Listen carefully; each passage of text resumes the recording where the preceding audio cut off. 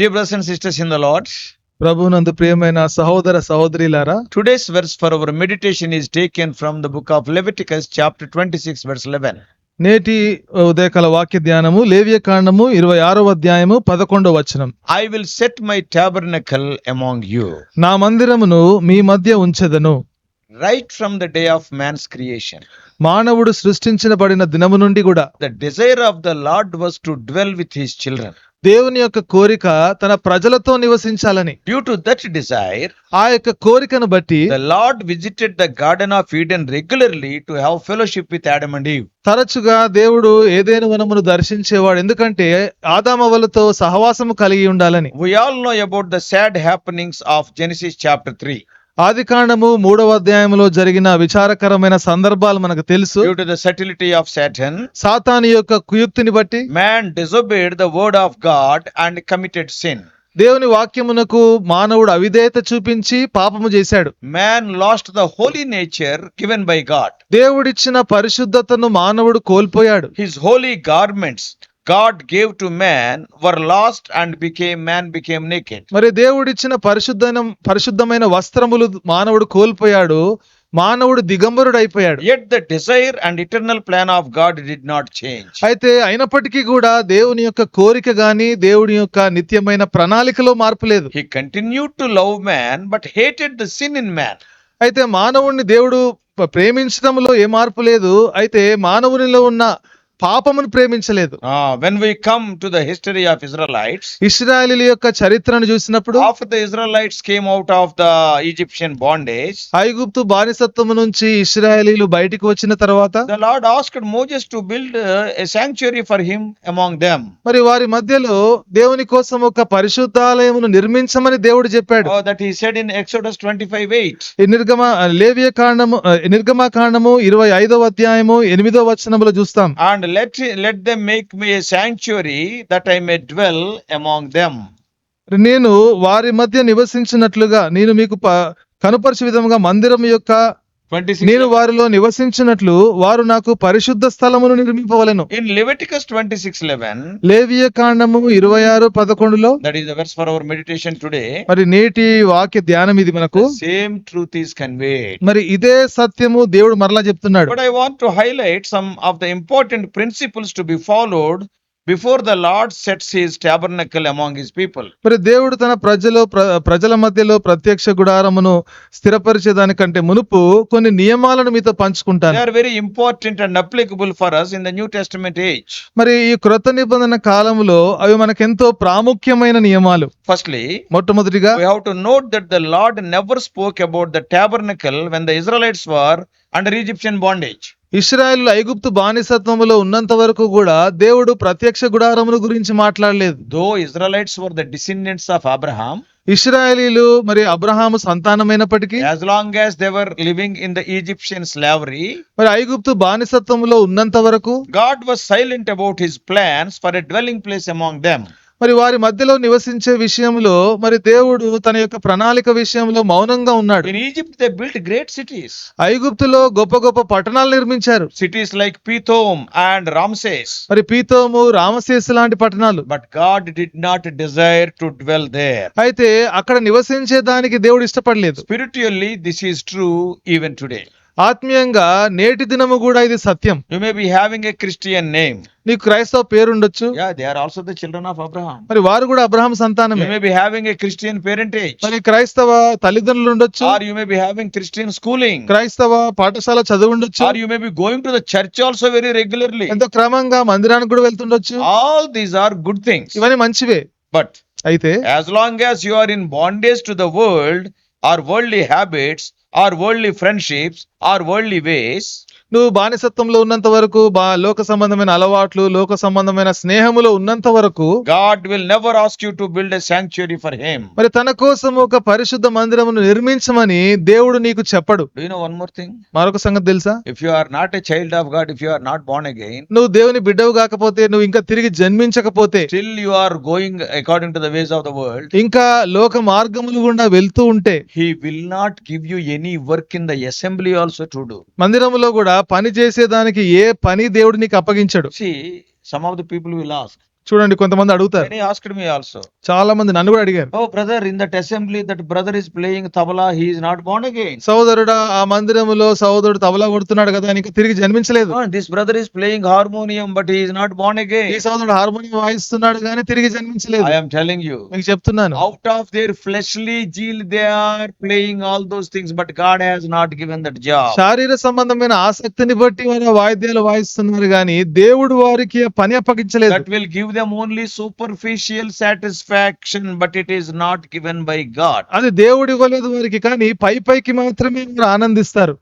Don't think otherwise. మరొక విధంగా అనుకోకండి. I know some translators who are not born again. కొంతమంది తర్జుమా చేసేవారు ఉన్నారు, వారు మారుమనసు పొందలేదు. Some of the messengers are not born again. కొంతమంది వర్తమానికులు కూడా మారుమనసు పొందలేదు. Out of their own zeal they are doing, but God gives work only for the born again people. వారి యొక్క ఆసక్తిని బట్టి మాత్రమే వారు పని చేస్తున్నారు కానీ దేవుడు మరి రక్షణ పొందిన వారికి మాత్రమే పని అప్పగిస్తాడు. Oh, that's why the అందుకనే regular cry of Moses was, మరి మోషే తరచుగా ఏమని చెప్పేవాడంటే, let my people go out of Egypt to serve him. మరి నిన్ను సేవించేదానికి మరి నా ప్రజలు ఈ యొక్క ఐగుప్తు నుంచి బయటికి వెళ్ళాలి. So though Pharaoh suggested a dwelling place or place of worship in Egypt, ఐగుప్తు దేశంలో ఫరో వారికి ఆరాధించే స్థలమును చూపించినప్పటికీ కూడా Moses never agreed. మోషే ఎప్పుడు ఒప్పుకోలేదు. We can read those conversation between Moses and Pharaoh in Exodus. నిర్గమాకాండములో మోషే ఫరోకు జరిగిన సంభాషణ మనం చదువుతాం. In Exodus 8:25, నిర్గమాకాండము 8:25, Exodus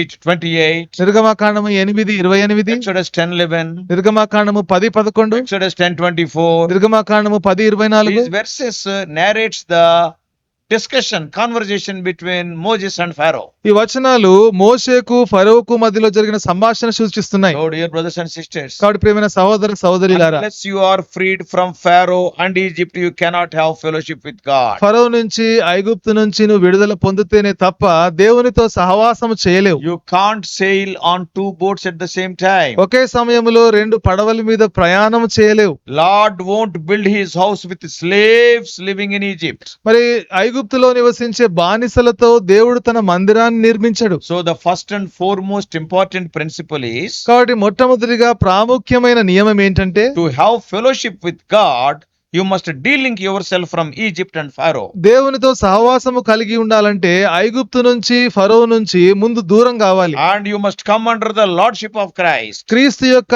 ప్రభుత్వం కిందకి రావాలి. In the New Testament language, you must be born again. నూతన నిబంధన భాషలో నీవు తిరిగి You జన్మించాలి. have to leave all the Egyptian practices and come under the blood of the Lamb. ఐగుప్తు సంబంధమైన ఆచారాలన్నీ విడిచిపెట్టి మరి ఆ యొక్క గొర్రెపిల్ల రక్తము క్రిందికి రావాలి. And the second principle, రెండవ నియమము, before speaking about the building of the tabernacle to Moses in Exodus 25:8, నిర్గమాకాండము 25:8 ప్రత్యక్ష గుడారమును గురించి నిర్మించే దాని గురించి దేవుడు చెప్పేదానికంటే ముందు they came out of Egypt, ఐగుప్తు నుంచి బయటకు but వచ్చారు. immediately God has not spoken. అదే వెంటనే దేవుడు మాట్లాడలేదు. God gave them the law before speaking about the tabernacle.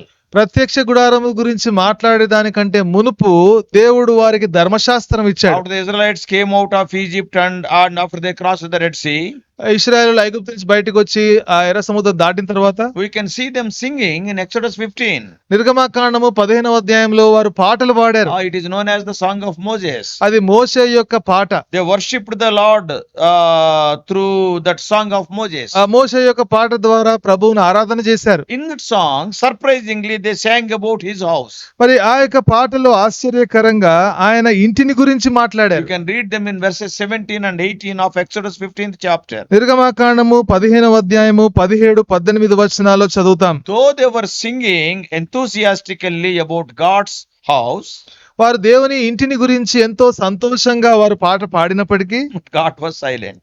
దేవుడు మౌనంగా ఉన్నాడు. Why so? ఎందుకు? Before God expressed his desire for a holy habitation for himself among them, మరి వారి మధ్యలో ఒక పరిశుద్ధ మందిరమును నిర్మించేదానికి దేవుడు వారికి ఆ ఆశను వ్యక్తపరుచుకునే దానికంటే ముందు he gave them a threefold law. దేవుడు వారికి 3 అంతల ధర్మశాస్త్రమునిచ్చాడు. To start with, మరి మనం దేంతో ఆరంభిస్తున్నాం? God spoke about the moral law first. మరి దేవుడు నైతికమైన ధర్మశాస్త్రం గురించి చెప్పాడు. So, నియమం. నియమం గురించి It చెప్పాడు. was about maintaining personal holiness before the holy God. మరి పరిశుద్ధమైన దేవుని ముందు వ్యక్తిగతంగా మనం పరిశుద్ధులముగా ఉండాలి. So God often said, దేవుడు తరచుగా చెప్పాడు, be holy as I am holy. నేను పరిశుద్ధుడను గనుక మీరును పరిశుద్ధులై ఉండుడి. Holiness is the prime characteristic of God. దేవుని యొక్క ప్రధానమైన లక్షణం ఏంటంటే పరిశుద్ధత. This can be seen in the 10 commandments God gave to Moses on Mount Sinai. సీనాయి పర్వతం మీద దేవుడు 10 ఆజ్ఞలు మోషేకి ఇచ్చాడు, దానిలో కనబడుతుంది ఇది. So next to the moral law, మరి నైతికమైన ఆ చట్టం ధర్మ నియమం తర్వాత and the Lord spoke about the social law. దేవుడు సామాజిక నియమం ఇచ్చాడు. This was dealing with the mutual relationships among them. మరి వారి పరస్పర సంబంధాల గురించి మాట్లాడుతుంది. It spoke about one's behavior towards their neighbors in different situations. మరి వేరు వేరు పరిస్థితుల్లో ఒకరు వారి యొక్క పొరుగు వానితో ఏ విధంగా ప్రవర్తించాలో చూపిస్తుంది. This is also vividly explained in the scriptures. ఇది ఎంతో లేఖనాలలో కూడా ఇది వివరించబడింది. And the third thing is, మూడవ సంగతి, he spoke about the ceremonial law, the ceremonies or rituals they have to follow. మరి వారు పాటించాల్సిన పద్ధతులు ఆచారాల గురించి మాట్లాడుతుంది. That was about their service to the Lord, which included the feasts and various sacrifices. మరి దేవునికి సేవ చేయడం అంటే కొన్ని పండుగలు, కొన్ని బలుల గురించి చెప్పడం. We all know 7 festivals are there. మనకందరికి తెలుసు 7 పండుగలు ఉన్నాయి, 5 offerings were there. 5 బలులు ఉన్నాయి. Burnt offering, మరి దహన బలి, meat offering, మరి నైవేద్యము, sin offering, పాప బలి, trespass offering, పాప పరిహారార్థ బలి, అపరాధ పరిహారార్థ బలి, peace offering. మరి సమాధాన బలి. 5 offerings are there. 5 బలులు ఉన్నాయి. So after the Israelites responded positively to these 3 laws, మరి ఈ 3 నియమాలకు ఇశ్రాయేలీయులు ఎప్పుడైతే అనుకూలంగా స్పందించారో, yes, we will obey moral law. మేము నైతికమైన నియమానికి We లోబడతాము, will obey social law. సామాజిక నియమానికి We లోబడతాము, will follow the ceremonial law. ఆచారపరమైన నియమానికి లోబడతాము. And only the Lord asked Moses to build a sanctuary. అప్పుడు మాత్రమే దేవుడు పరిశుద్ధాలయమును నిర్మించమని మోషేకు చెప్పాడు. Oh, then I will live among you. అప్పుడు నేను మీ మధ్య నివసిస్తాను. Today also the principles of God are not changed. మరి ఈ రోజు కూడా దేవుని యొక్క నియమాలలో మార్పు లేదు. He demands the same thing. మరి దేవుడు అదే కోరుతున్నాడు. Only after all the Israelites said yes to his laws and principles, మరి దేవుని యొక్క నియమాలకు, దేవుని యొక్క ధర్మశాస్త్రానికి ఎప్పుడైతే ఇశ్రాయేలీయులు అవును అని చెప్పారో, then the Lord guided Moses to select the right people for the construction. అప్పుడు నిర్మించేదానికి దేవుడు సరియైన వారిని ఎన్నుకోమని మోషేకు చెప్పాడు. God chose the workers very carefully. దేవుడు పని చేసే వారిని చాలా జాగ్రత్తగా ఎంపిక And చేశాడు. God gave the needed wisdom to those chosen vessels. మరి ఎంపిక చేసిన వారికి కూడా, ఆ పాత్రలకు కూడా దేవుడు కావాల్సిన జ్ఞానమునిచ్చాడు. So to build a sanctuary to God, కాబట్టి దేవుని కోసం ఒక పరిశుద్ధాలయమును నిర్మించాలంటే we must be delivered people, మనము విడుదల పొందిన వారంగా and ఉండాలి, we must be enlightened people. మనము వెలిగింపబడిన వారంగా ఉండాలి. Today many of us attend the assemblies in various places, ఈ అనేక స్థలాల్లో అనేక మంది మీ మందిరాలకు హాజరవుతున్నాం. and we are calling ourselves as servants of God, elders, deacons, responsible brethren, with so many names. మరి మనల్ని మనము దేవుని సేవకులమని, పెద్దలమని, బాధ్యత కలిగిన వారమని ఎన్నో పేర్లతో పిలుచుకుంటున్నాం. But how is the condition of our lives? అయితే మన జీవితం యొక్క స్థితి ఎట్లా ఉంది? Are we truly delivered from Egypt and Pharaoh? మరి ఫరో నుంచి, ఐగుప్తు నుంచి నిజంగా విడుదల పొందామా? Are we willing to obey the threefold aspects of God's demand? మరి దేవుడు కోరే ఆ 3 రకాలైన నియమాలకు లోబడేదానికి ఇష్టపడుతుందా? As you know, the moral law మరి మనకు తెలిసినట్లుగా ఇక నైతికమైన నియమం, and social law, సామాజిక నియమం, ceremonial law. మరి ఆచారపరమైన నియమం. Today we may not be offering literal sacrifices. మరి ఈ రోజు నిజమైన మరి ఆ బలులు మనం అర్పించకపోవచ్చు, అక్షరార్థమైన బలులు like అర్పించకపోవచ్చు. those bulls and goats. ఆ యొక్క మరి మేకలు గాని, గొర్రెలు గాని. But what about our spiritual sacrifices? అయితే మన ఆత్మ సంబంధమైన బలుల సంగతి ఏంటి? Without setting right these things, your labor will always be in vain. ఇవన్నీ సరి చేసుకోకుండా ఉంటే మన యొక్క ప్రయాసం అంతా You will వ్యర్థమైపోతుంది. not get any reward for your labor.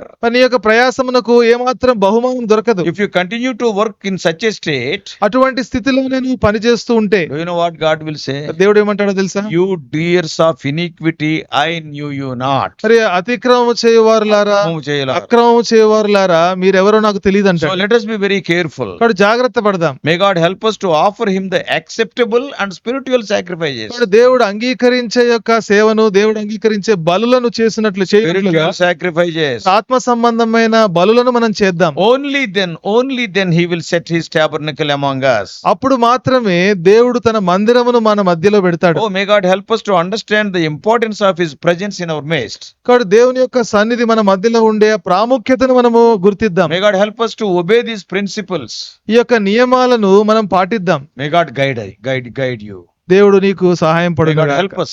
దేవుడు మనకు సాయం చేయను గాక. Let us pray. ప్రార్థన చేసుకుందాం. Loving Heavenly Father, ప్రేమగల పరలోకపు తండ్రి, you are a holy God. నీవు పరిశుద్ధమైన దేవుడు. But your desire is to live among us. అయితే నీ కోరిక మా మధ్యలో నివసించాలని, That you have expressed it right from the creation of man. మరి మానవుని సృష్టించినప్పటి నుంచి నువ్వు ఈ కోరికను చెప్పావు. Oh Lord, now if you have to dwell among us, we also must be holy. ప్రభా, నీవు మా మధ్యలో నివసించాలంటే మేము కూడా పరిశుద్ధులముగా ఉండాలి. So you have taught us some important principles now. ప్రభా, ప్రాముఖ్యమైన నియమాలను మాకు నేర్పించావు. Oh, two important principles we learned. ప్రభా, రెండు ప్రాముఖ్యమైన నియమాలు నేర్చుకున్నాము. Number one, we have to come out of Egypt and from the authority of Pharaoh. ప్రభా, మొట్టమొదటిగా ఐగుప్తు నుంచి బయటికి రావాలి, ఫరో యొక్క అధికారము నుంచి బయటపడాలి. And secondly, రెండవది, we must be willing to obey the moral law, the social law and the ceremonial law. ప్రభా, మరి ఆ యొక్క నైతికమైన నియమమును, సామాజిక నియమమును, మరి ఆచారపరమైన నియమము లోబడే రీతిలో ప్రభా మేము ఇష్టత చూపించాలి. When we say yes to your conditions, then only you will dwell among us. ఎప్పుడైతే మీ షరతులకు మేము అవునని చెప్తామో అప్పుడే ప్రభా నువ్వు మా మధ్యలో నివసిస్తావు. Today many people are not like that. ప్రభా, ఈ రోజుల్లో అనేక మంది ఈ విధంగా లేరు. It is not to criticize others. ప్రభా, ఇతరులను విమర్శించడం కాదు Help us గాని, to follow these principles and enable us to enjoy thy presence in a fuller measure. ప్రభా, ఈ యొక్క నియమాలను మేము పాటించి మీ యొక్క సన్నిధిని ఇంకా అధికముగా ఆనందించినట్లుగా సాయం చేయండి. Guide us throughout this day. ఈ దినమంతా మమ్మల్ని నడిపించండి. We do pray in the all-powerful name of our Lord and Savior Jesus Christ. శక్తివంతమైన యేసుక్రీస్తు ప్రభు యొక్క నామములో ప్రార్థించి వేడుకుంటున్నాం తండ్రి. Amen. Amen. God bless you all. Please subscribe for more spiritual messages to the YouTube channel John Victor Telugu Messages.